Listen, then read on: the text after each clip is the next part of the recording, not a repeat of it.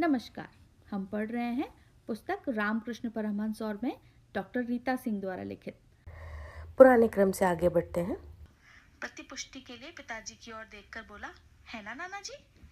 पिताजी बोले, हाँ, काट तो डाला, पर उतनी आसानी से नहीं जितनी आसानी से तुमने कहा। इसके लिए उनके गुरुजी को बहुत मेहनत करनी पड़ी। गुरुजी ने उनसे कहा, रुको, ध्यान के समय अब मैं तुम्हारे सामने रहूंगा।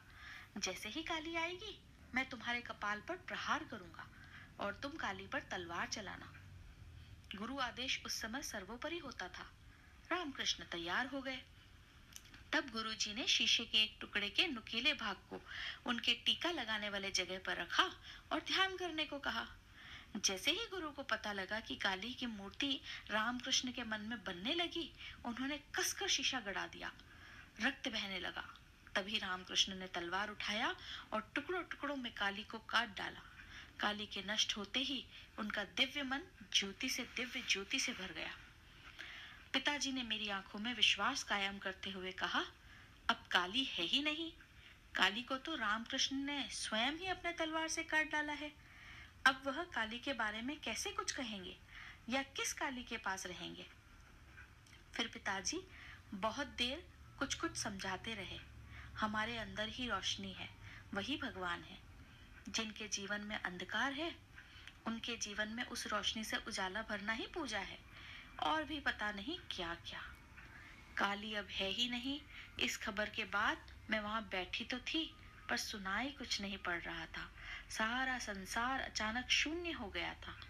अब किससे पता करूं काली और रामकृष्ण के बारे में? पिताजी की किताब और कहानी दोनों पर भरोसा था, पर मन नहीं मानता था कि काली को ठाकुर ने मार दिया होगा और अब वह नहीं है। पिताजी की कहानी भी खत्म हुई और सभा भी। आज यही पढ़ते हैं। परंतु मेरे भीतर एक गहन अंधकार छा गया था। जिस काली और रामकृष्ण पर भरोसा था कि माँ दुर्गा को सुरक्षित करेंगे, वह तो है ही नहीं। दिन बीता, रात के घने अंधेरे में मेरी नींद खुल गई। यह क्या, मेरी खुद की माँ बगल में नहीं है?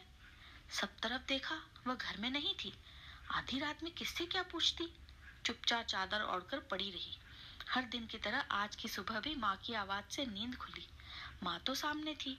रात में मैं माँ के नहीं होने का स्वप्न देख रही थी क्या? मैंने तो घर में सभी जगह देखा था, माँ नहीं थी। एक नई पहेली मेरे सामने थी। मैंने माँ से पूछा, रात में कहाँ थी? कहाँ थी मतलब? तुम्हारे बगल में ही तो सोई थी, माँ ने कहा। नहीं, तुम नहीं थी, मैंने विश्वास के साथ माँ से कहा। माँ ने बात टालते हुए कहा, छोड़ो उन बातों को, जाकर जल्दी बाबूजी का सारा इंतजाम करो, उनके उठने का समय हो गया है। इसी क्रम में पुनः आगे मिलेंगे।